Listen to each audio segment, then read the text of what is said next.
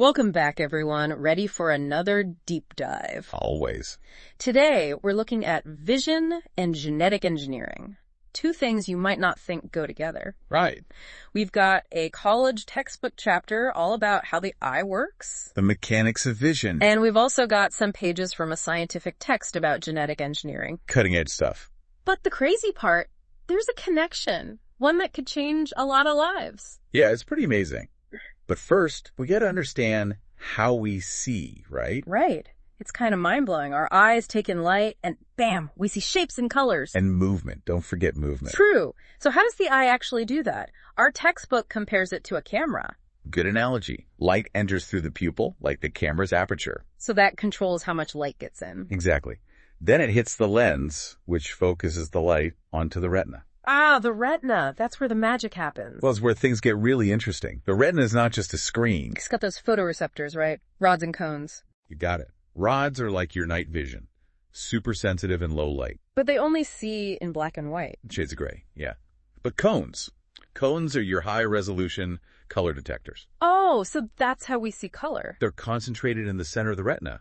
That's why you see the most detail when you look directly at something. So, like, when I'm admiring a beautiful sunset, my cones are working overtime. Exactly. And it's not just a simple on-off signal either. Oh. Each type of cone is tuned to a specific wavelength of light. So the brain gets different channels of color information. 3 different channels. And it combines those to create all the colors you see. That's incredible. But it's not just the eye, is it? Nope. The brain has to do something with all that information. The brain does a lot of processing. Actually, even more than the eye itself. So the eye is like the messenger and the brain is the interpreter. Perfect analogy. The eye delivers the raw data, and the brain builds a world from it. So where do those signals go? What's their path in the brain? They travel along the optic nerve, out of the eye. How big? It's not just one wire, though. It's more like a superhighway. Millions of lanes. Wow. And where did they end up? Their first stop. The lateral geniculate nucleus, or LGN. LGN, okay. Think of it like a train station, sorting the signals and sending them to different parts of the brain. Okay, and then where's the final destination? A visual cortex. Yeah. It's at the back of the brain.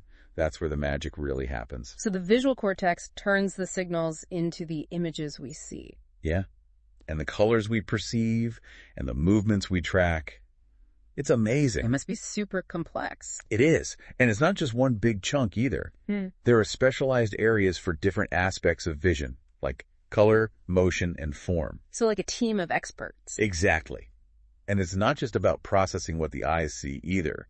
The visual cortex interacts with other parts of the brain. Yeah. Oh, wow. So it connects to memories and emotions. Exactly. Yep. Even our sense of self. So seeing is way more than just opening your eyes. Way more. It's active, not passive. It's about constructing a visual experience. Amazing. Okay, now for something completely different. Genetic engineering. It's just as fascinating as vision. Yeah. And probably even more revolutionary. And things are moving so fast in that field, especially with CRISPR-Cas. Right. CRISPR-Cas has changed everything. People call it molecular scissors, but that doesn't really capture it, does it? No, not really. Imagine editing any gene in any organism, even humans. That's what CRISPR-Cas can do. Yeah. Think of it as a find and replace tool for DNA. We can target specific sequences. So you can disable genes or correct mutations or even add new genes. All of that. It's pretty mind-boggling, the things we could do. So how does it actually work? What's the science behind it? Well, believe it or not, it comes from bacteria. Bacteria? Yeah. It's how they defend themselves against viruses. Scientists adapted it for gene editing. So we're using a bacterial defense system to edit human genes. It's a perfect example of how amazing scientific discoveries can come from unexpected places. I love that. But how does it actually work, the process? It has 2 main parts. The Cas protein, which is the cutting enzyme, and a guide RNA molecule. Okay, so the Cas protein does the snipping. What does the guide RNA do? It's like a GPS system. It's a short RNA sequence that matches a specific DNA target. So it tells the Cas protein where to go. Exactly. And then the Cas protein makes the cut. And once that happens? The cell's natural repair mechanisms kick in, and scientists can use those to make changes to the DNA code. That's wild. You said we can target any gene. Could CRISPR-Cas treat any genetic disease then? Theoretically, yeah. We're not there yet, but the potential is huge. Huge. We're already seeing progress using CRISPR-Cas to treat all sorts of things. Blood disorders, cancer, even some kinds of blindness. Wait, blindness? You mean CRISPR could restore sight to people who lost it because of their genes? You might sound like science fiction, but that's exactly what researchers are working on. This is where things get really interesting, right? How are they using CRISPR to target those vision genes? There are a few different ways. Sometimes they take cells out of the body, edit the genes, and then put the cells back in. So they're like giving the cells a little tune-up outside the body? Yeah, exactly. And they're seeing some promising results in trials. Wow. But what about cases where the problem is in the cells of the eye itself? How do you get CRISPR in there? That's the challenge. Right. Researchers are working on ways to deliver the CRISPR system directly into the eye. You mean like injecting it? Sometimes, yeah. It's very delicate, obviously, but it could be really effective. They're also looking at nanoparticles and viruses as delivery methods.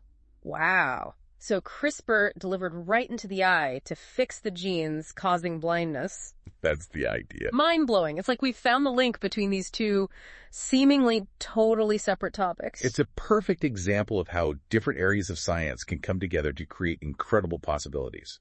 It's amazing. But hold on, we need to go back to the eye for a second.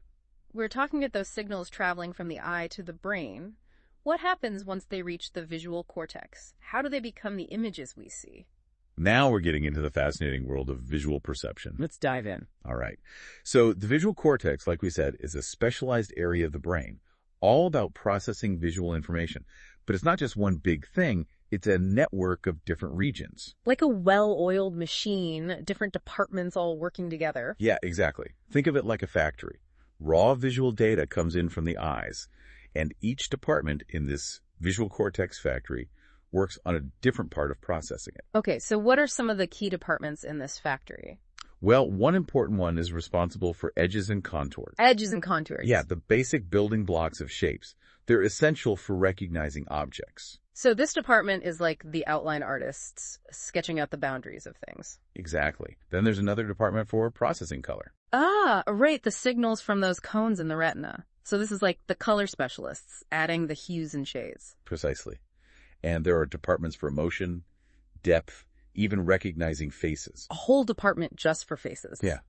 It seems like we have special neural circuits just for processing faces. Shows how important faces are for us, socially. Wow. So each department handles a specific part of visual processing. But how do they all work together to give us a single, unified view of the world? Great question. That's something scientists are still trying to figure out completely. Makes sense. It's complex. But it seems that different areas are interconnected, constantly communicating, exchanging information, integrating their outputs. So it's more like a dynamic network, not just a linear assembly line. Yeah, exactly. And it's not just limited to the visual cortex either. It's constantly interacting with other parts of the brain, like memory, attention, emotion. So what we see is influenced by our past experiences, our feelings, even our expectations. Exactly. Vision is so much more than just receiving information. It's about actively constructing and interpreting what we see. This is blowing my mind. It makes you realize how much is going on in our brains every time we open our eyes. It's incredible, right? It really is. But before we get too lost in the complexities of the visual cortex, I want to bring us back to genetic engineering for a bit. We talked about how CRISPR can be used to treat diseases, but what about beyond medicine? What other potential does it have? Oh, that's a great point. CRISPR is not just about curing diseases. It's about understanding life itself and using that knowledge to tackle some of the biggest challenges we face. You mean like what kind of challenges? Give me some examples. Well, for example, in agriculture, CRISPR is being used to engineer crops. Crops, like food crops. Yeah, crops that are more resistant to pests and diseases. Okay. More nutritious and more resilient to climate change. So we could literally engineer better food. That's the idea.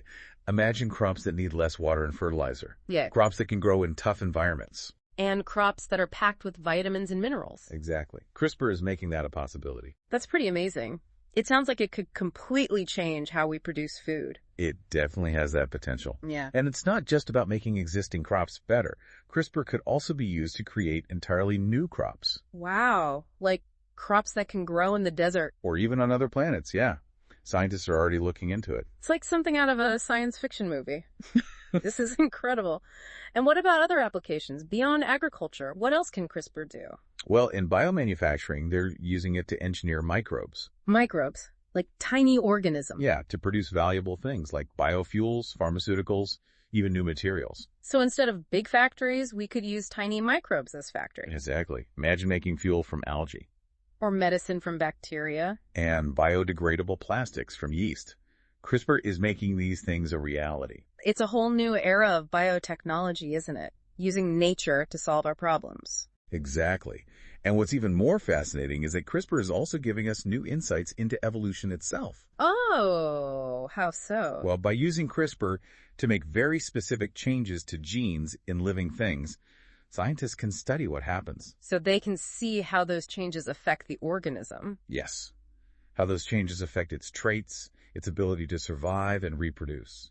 So it's like fast-forwarding evolution and watching it happen in the lab. In a way, yes. It's giving us an amazing tool to study how evolution works and to understand the incredible diversity of life on Earth. That's incredible. And it makes you wonder what other amazing discoveries are waiting for us as we learn more about this technology. The possibilities seem endless. It really shows the ingenuity of scientists. This is all so inspiring. Vision, genetic engineering, they're both full of so much wonder and so much potential. And they're constantly evolving. New discoveries are being made all the time. Well, I definitely want to keep learning more, but I think we've covered a lot of ground in this first part of our deep dive. Yeah, we have. We've gone from the anatomy of the eye to the power of gene editing. And we've even found this amazing connection between the two. It's pretty remarkable. Welcome back to our deep dive. It's amazing to think we're only halfway through. We've already talked about so much. Last time, the eye's anatomy, the visual pathway in the brain. We even touched on CRISPR and how it could treat genetic blindness. Yeah, that was incredible. But today, we're going even deeper into the mysteries of visual perception. Right. How does the brain take those signals from the eye and create the world we see? It's mind-boggling when you think about it. So we left off with those signals reaching the visual cortex. What happens next? That's the big question, isn't it? Scientists have been trying to figure that out for ages. That's a tough one. We know the visual cortex isn't just one big blob. It's divided into specialized areas, each handling a different part of vision. But how they all work together, that's still a mystery. Like a puzzle we're still piecing together. Exactly. But we're making progress. One thing we've learned is that the brain isn't just passively taking in information. No. It's actively constructing our visual experience, using the data it gets, but also our previous knowledge. So it's not like watching a movie. It's more like building a model of the world in our minds. That's a great way to think about it. Our brains are always making predictions about what we're seeing based on what we've seen before. So our past experiences shape how we see the world. Absolutely. And that explains why we can be fooled by optical illusions. Illusions, those things that mess with your brain. Yeah, it's like our brain's model misfires and we see something that's not really there. Like those ones where the lines look different lengths, but they're actually the same. Exactly. Illusions show us the shortcuts our brains take to make sense of the world. Those shortcuts usually work great, but sometimes they lead to these weird perceptions. I love those.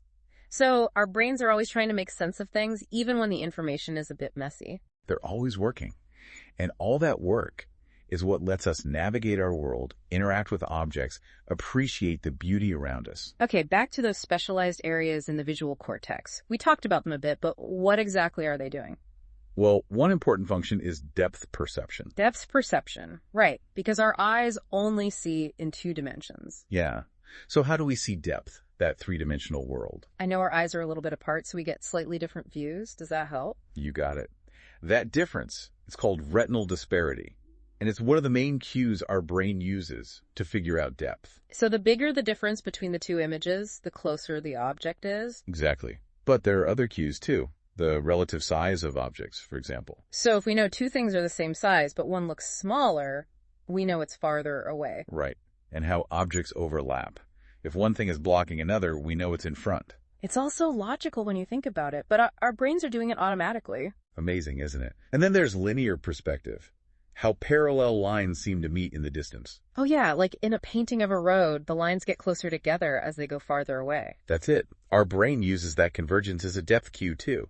Wow, so many cues. And our brain is taking in information from all of them all the time to build that 3D world we see. Incredible. So what else are those specialized areas in the visual cortex doing? Another big one is motion perception. Being able to see things move, that's got to be important, right? Super important for survival. It helps us avoid danger, track prey, move around safely. I never really thought about it, but it is pretty amazing how quickly we can see movement. How does the brain even do that? There are special neurons in the visual cortex, neurons that are sensitive to motion. They fire when they detect changes in an object's position. So it's all about detecting change. Basically, yeah. But it's more complex than that. The brain has to take into account our own movements, too. What do you mean? Well, think about it. When you move your head, the whole world seems to move. But you don't get dizzy or confused. That's because your brain knows you're the one moving, not the world. So how does it know that? It gets a signal called the corollary discharge signal from the eye muscles. It basically tells the brain, hey, the eyes are moving. So the brain can ignore that apparent motion and keep things stable. Wow, that's clever. So much is going on behind the scenes. Yeah, the visual system is incredibly complex, and we're still just scratching the surface of understanding it. Well, it's definitely fascinating, but I feel like we've been talking so much about the eye and brain that we haven't given CRISPR enough attention. True. We were just getting started on the amazing potential of CRISPR beyond medicine. Right, like we talked about how it could treat genetic diseases, but there's so much more to it. There really is. CRISPR isn't just about curing diseases. It's about understanding life itself and using that knowledge to solve big problems. Like what kind of problems? Well, we talked about agriculture before. Engineering better crops? Yeah, making them more resistant to pests and diseases, more nutritious, more adaptable to climate change. So creating food that's better for people and the planet. Exactly. And it's not just about improving existing crops. CRISPR could be used to create entirely new ones. Crops designed for specific needs and environments. Like crops that can grow in drought conditions or in places where the soil isn't great. Exactly. And even beyond Earth. Scientists are thinking about how we could use CRISPR to grow food on other planets. Wow, this is incredible. It feels like we're talking about science fiction, but it's actually happening. That's the exciting thing about CRISPR. It's opening up so many possibilities. It really is. But what about other applications? Aside from agriculture, what else can CRISPR do? Well, in biomanufacturing, it's being used to engineer microbes like bacteria and yeast. Microbes. Those tiny little organisms. Yeah, to turn them into little factories that produce valuable products. What kind of products? Biofuels, for example. Imagine making fuel from algae using sunlight and CO2. Right. That could be a game changer for energy. Wow, that would be incredible. What else? Pharmaceuticals, medicines. We could engineer microbes to produce specific drugs, maybe even personalized medicine tailored to an individual's genes. That would be amazing. And then there are new materials. Imagine engineering bacteria to produce biodegradable plastics. We could finally tackle the plastic pollution problem. That's awesome. So CRISPR could revolutionize so many industries. It's hard to wrap your head around it all. It's a truly revolutionary technology. Yeah. But like with any powerful tool, we have to be careful. Right. There are ethical considerations. We can't just go around changing everything without thinking about the consequences. Exactly. We need to be responsible, make sure we understand the potential impacts of CRISPR before we use it too widely. It's not just about what we can do, it's about what we should do. Absolutely. We have to have open and honest conversations about the ethics of CRISPR. Involve scientists, policymakers, and the public. It's a powerful tool. And like any tool, it can be used for good or bad. We have to make sure we use it wisely. I completely agree. CRISPR has the potential to change the world in profound ways, and we need to be prepared for that. This is all so much to think about. But for now, I think we need to get back to our eyes and brains. We were talking about how the brain creates a 3D world from 2D images. Depth perception. It's a remarkable feat of the visual system. We talked about retinal disparity, how our two eyes see things slightly differently. But are there other ways our brain figures out depth? Definitely. We have binocular cues, those that need both eyes, like retinal disparity. But we also have monocular cues. Those work even with just one eye. Oh, so that's how we can see depth in a photograph, even though it's flat. Exactly. Monocular cues are really important for that. So what are some examples of these monocular cues? Well, one is relative size.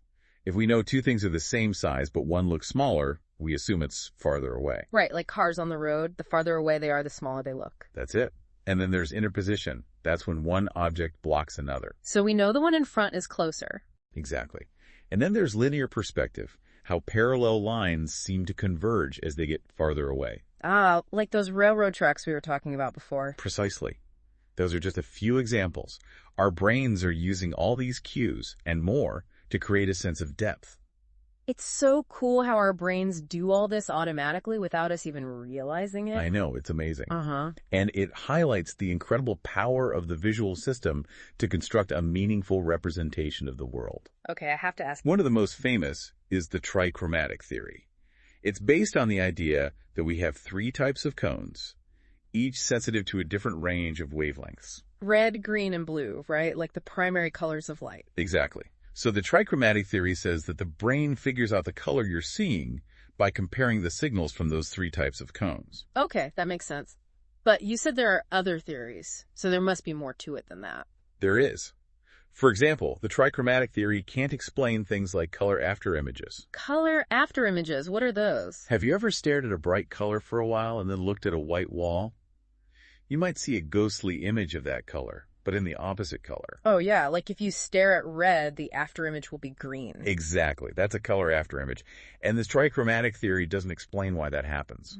So there must be another explanation. There is. It's called the opponent process theory. Opponent process, what's that about? This theory says that our color vision is based on opposing pairs of colors. Red versus green, blue versus yellow, and black versus white. Opposing pairs, what do you mean? The idea is that we have neurons in our brains that are excited by one color in a pair and inhibited by the other. Excited and inhibited. Yeah, so like a red-green opponent neuron would fire more when it sees red light, but slow down when it sees green light. Okay, so if we see red, it's because the red-green neurons are winning. Exactly. And if we see green, it's because the green-red neurons are winning. And what about the other color pairs? It's the same idea. We have blue-yellow opponent neurons and black-white opponent neurons. And the brain figures out the color by comparing the activity of these opponent neurons. Okay, I think I'm getting it. So how does the opponent process theory explain those after images then? Well, if you stare at red for a while, those red-green neurons get tired. They've been working hard, Makes sense. So when you look away at something white, the green-red neurons, they haven't been working as hard, so they're ready to go.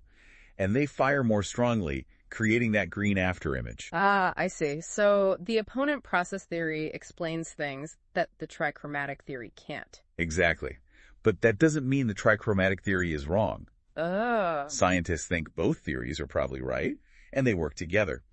The trichromatic theory explains how our cones detect different wavelengths of light, and the opponent process theory explains how our brain processes those signals to create the perception of color. So it's like a team effort. Yeah, exactly. Two different parts of the puzzle working together to give us a complete picture. This is all so fascinating. Our brains are incredible. I know. And color is just one part of the visual experience. Right. We were talking about motion perception before. Ah, yes, motion perception. It's what allows us to see movement, to track objects, to know what's happening around us. It's crucial for so many things. I remember you mentioned something called the Reichert detector. What was that all about? Right, the Reichert detector. It's a model of how the brain detects motion. Basically, it compares signals from two different photoreceptors in the eye. Okay. If those signals arrive at slightly different times, it means the object is moving. And the direction of motion depends on which photoreceptor gets activated first. So it's all about timing. Timing is key. And then there's the corollary discharge signal. Remind me, what's that again? That's the signal that tells the brain when our eyes are moving. Right, so we don't see the world as moving when we move our eyes. Exactly. That signal is crucial for distinguishing between real motion in the world and the apparent motion caused by our own eye movements. So it's like the brain is filtering out the noise from our own movements. Yeah, you could think of it that way. It's constantly making adjustments to ensure we have a stable and accurate perception of the world. It's truly remarkable, but honestly, every time we answer a question about vision, it just leads to more questions. That's the beauty of science. The more we learn, the more we realize there's still so much more to discover. And that's what keeps things interesting. Well, I think we need to shift gears for a bit. We've been so focused on the mechanics of vision that I want to make sure we don't neglect the fascinating topic of object recognition. Ah, yes. Object recognition. How we make sense of the shapes and forms we see. Exactly. It seems so simple, right? We just see a chair and know it's a chair. But how does our brain actually do that? How does it transform those signals from our eyes into meaningful objects? It's one of the biggest mysteries in neuroscience, and it's a surprisingly complex process. There are multiple stages involved, all happening incredibly fast in our brains. Okay, so what are the stages? How does it all work? Well, one of the first steps is detecting edges and contours. Edges and contours, like the outlines of objects. Exactly. There are specialized neurons in the visual cortex that are sensitive to changes in brightness and contrast, and they help us detect those edges. So it's like the brain is outlining the objects in the scene. That's a great way to think about it. And once we have those edges and contours, the brain starts to group them together into meaningful units. Meaningful units, like how does it know which edges go together to make an object? That's where perceptual grouping comes in. There are a few key principles that our brains use to group visual information. Okay, what are those principles? Well, one is proximity. Objects that are close together are more likely to be grouped together. That makes sense. Then there's similarity. Objects that look alike, in terms of shape, color, texture, are also more likely to be grouped together. Like a flock of birds, they're all similar, so we see them as one unit. Exactly. And then we have closure. That's our brain's tendency to fill in the gaps and see complete shapes, even when there are parts missing. So we see a circle even if there's a small break in the line. Precisely. Our brains love to complete patterns. And then there's good continuation, which is the idea that we tend to see lines and contours as flowing smoothly, even when they're interrupted. Okay, so like if a tree branch is partially hidden behind a wall, our brain assumes the branch continues behind the wall. Exactly. And finally, there's common fate. We tend to groove objects together if they're moving in the same direction. So a group of people walking together would be seen as a unit because they're all moving in the same direction. Exactly. Our brains are wired to look for patterns and make sense of the world around us. These grouping principles are so interesting. They really show how our brains are working behind the scenes to organize all the visual information we're bombarded with. They really do. And this perceptual grouping is just the first step in object recognition. Once our brains have identified potential objects, they need to match them to stored representations in memory. Stored representations, like we have mental templates for different objects? It's a bit more complicated than that, but essentially, yes. The brain compares the incoming visual information to a vast library of object representations that we've built up over our lifetime. So if it finds a match, we recognize the object. Exactly. If the information matches a stored representation, we experience that aha moment of recognition. We know what the object is. What if there's no exact match? That's where things get even more interesting. Our brains are incredibly flexible. If there's no exact match, the brain can still try to make sense of the object. How? It can compare the object to similar objects in memory, or it can infer the object's function based on its features. So it's like our brains are constantly making educated guesses about the world. You could say that. And that's one of the things that makes object recognition so challenging to study. Yeah. There's a very dynamic and context-dependent process. It's amazing how much our brains are doing without us even realizing it. But I'm curious, we've been talking a lot about vision, but don't our other senses play a role in how we recognize objects too? You're absolutely right. Our senses don't work in isolation. They're constantly working together to give us a complete picture of the world. So how do our other senses contribute to object recognition? Well, take touch, for instance. When we touch something, we get information about its shape, texture, weight. Right. That information can help us refine our understanding of what we're seeing. So if I see something that looks like a ball, but when I touch it, it feels soft and squishy, I know it's not a hard ball, maybe it's a plush toy. Exactly. Touch can help us disambiguate what we're seeing and make our object recognition more accurate. What about hearing? Does that play a role too? Definitely. The sounds an object makes can give us clues about what it is and what it does. Think about the sound of a barking dog. You don't even have to see the dog to know what it is. That's so true. Our brains are incredible at integrating information from all our senses to create a coherent and meaningful understanding of the world. This is mind-blowing. It makes you appreciate just how complex and interconnected our senses are. But I'm realizing we've been so focused on objects in general that we haven't really talked about one very special type of object. Faces. Ah, yes, faces. The most important objects in our social world. Exactly. We rely on our ability to recognize faces every day, and we're incredibly good at it. Even babies are drawn to faces. That's right. Infants show a strong preference for looking at faces from birth, and they quickly learn to recognize different faces. It's a crucial part of social development. But what makes face perception so special? Why are faces different from other objects? Well, first of all, faces are incredibly complex. There are so many different features, and they can vary subtly from person to person. Right, and yet we can still recognize people we know even if they change their hairstyle or grow a beard. Exactly. It's amazing how adaptable our face recognition system is. And it seems that we have specialized brain regions that are dedicated to processing faces. You mean there are parts of our brain that are just for faces? It seems that way. There's a region in the temporal lobe called the fusiform face area, or FFA for short. This area shows a lot of activity when we're looking at faces. So the FFA is like the brain's face expert. You could say that. And there's evidence that damage to the FA can lead to a condition called prosopagnosia, or face blindness. Face blindness. That sounds awful. It can be. People with prosopagnosia struggle to recognize faces, even those of their close family and friends. It can be very isolating and makes social interactions incredibly difficult. Wow, that really highlights how important face perception is to our social lives. Absolutely. It's a crucial part of what makes us human, how we connect with others. This is all so fascinating, but we've been talking so much about the brain. I think we need to shift gears back to the visual world for a bit. I'm really curious about illusions. Ah, yes. Those visual tricks that fool our brains. They're so much fun, but they also reveal a lot about how our visual system works. I know, illusions are amazing. But why do they happen? Why do our brains get tricked like that? Well, illusions happen when our brains misinterpret the visual information they're getting. Misinterpret. Yeah. Sometimes illusions take advantage of the way our brains process depth, motion, or color. Those shortcuts our brains take to make sense of things. Right, like the ones we talked about earlier. Exactly. Other times, illusions exploit the fact that our brains are always trying to make sense of the world, even when the information is incomplete or ambiguous. So our brain tries to fill in the gaps, and sometimes it fills them in incorrectly. Exactly.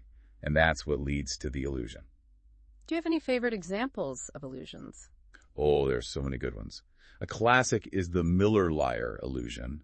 That's the one with the two lines that are the same length, but one looks longer because of the arrowheads at the ends. Oh yeah, I know that one. The one with the outward pointing arrowheads looks longer, even though it's not? Exactly. That's because our brains interpret those arrowheads as cues to depth. The outward pointing ones make the line seem farther away, while the inward pointing ones make it seem closer. So even though the lines are the same length, our brains perceive them differently because of the depth cues? Precisely. And then there's the Ponzo illusion, where two lines of the same length look different because of the converging lines that surround them. Oh, I've seen that one too. The line that's higher up looks longer, even though it's not. Right. And again, it's because our brains interpret those converging lines as a cue to depth, like railroad tracks disappearing into the distance. So our brain is using those depth cues to trick us into seeing something that's not really there. It's so cool how our brains can be tricked like that. I know, it's amazing. It really highlights the incredible power and flexibility of the visual system. But sometimes it's a little too flexible, right? It gets things wrong. True, but most of the time, it's working incredibly well, allowing us to navigate our world, interact with objects, and appreciate the beauty of everything we see. I'm definitely grateful for my visual system, even with its occasional quirks. But it seems like every time we learn something new about vision, it just leads to more questions. That's the nature of science, isn't it? The more we learn, the more we realize how much we don't know. True. And that's what keeps things exciting. Exactly. And that's why it's so important to keep exploring, keep asking questions, and keep diving deeper into these fascinating topics. Welcome back to the Deep Dive. It's great to be back, ready for the final part of our exploration. Absolutely. Last time, things got pretty intense. We were talking about gene drives. Ah, yes, gene drives. That's definitely a CRISPR application with some big ethical questions. Right. The idea that we could use CRISPR to alter entire ecosystems. It makes you think about our responsibility when we're dealing with such powerful technology. It really does. We have to be incredibly careful and make sure we fully understand the potential consequences before we go changing things on such a large scale. Well said. But before we get too lost in the ethical complexities, I want to bring us back to something we talked about earlier, something a little less daunting. Using CRISPR to treat genetic forms of blindness. Ah, yes. That's where vision science and genetic engineering really come together. It's incredible, isn't it? It really is. The idea that we might be able to cure blindness caused by genetic defects, it's mind-boggling. So where are we with that research? What's the latest? Well, scientists are exploring a few different approaches. One involves taking cells out of the body, editing the genes in those cells, and then transplanting them back into the patient. So it's like giving the cells a little genetic makeover outside the body and then sending them back in to do their job. Exactly. And this approach has actually shown some promising results in early clinical trials for certain types of inherited blindness. That's amazing. But what about cases where the genetic defect is in the cells of the eye itself? How do you get CRISPR into those cells? That's where things get even trickier.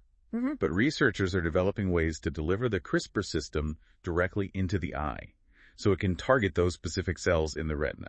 So you're talking about like injecting CRISPR into the eye. In some cases, yes. It's obviously a very delicate procedure, but it has the potential to be incredibly effective. They're also looking at other delivery methods, like using nanoparticles or viruses to carry the CRISPR system into the eye. It's like something out of a science fiction movie, but it's really happening. I know. It's incredible to see how far this research has come in such a short time. It really is. But it's important to remember that this is still early days, right? We're not going to see these treatments widely available tomorrow. Right. There are still a lot of challenges to overcome before these therapies can become commonplace. But the progress is definitely exciting, and the potential is huge. It is. And it's not just about restoring sight to those who have lost it. CRISPR could also be used to prevent blindness from happening in the first place by correcting genetic defects early on. Exactly. Imagine screening newborns for genetic predispositions to blindness, and then using CRISPR to correct those defects before they can even cause any damage. That would be incredible. It would be revolutionary. It would change the lives of millions of people. It's a vision worth striving for. And it's just one example of the incredible possibilities that emerge when we combine vision science and genetic engineering. It's amazing to think that these two fields, which once seemed so separate, are now coming together in ways that could have such a profound impact on human health. Absolutely. It really shows the power of scientific curiosity and the importance of collaboration. This has been an incredible journey. We've explored the intricate workings of the eye, the mysteries of visual perception, the revolutionary potential of CRISPR. From the basic anatomy of the eye to the ethical implications of gene editing. We've covered a lot of ground, and I think we've all gained a deeper appreciation for the wonders of vision, the incredible complexity of the human brain, And the amazing power of science to unlock the secrets of life and shape the future. It's been a truly mind-expanding experience, and I hope it's inspired our listeners to keep exploring, keep learning, and keep asking questions. Absolutely. Because the more we learn, the more we realize how much there is still to discover. That's so true. And that's what makes the world such an exciting and fascinating place. So until next time, keep those brains buzzing and keep diving deep. See you next time.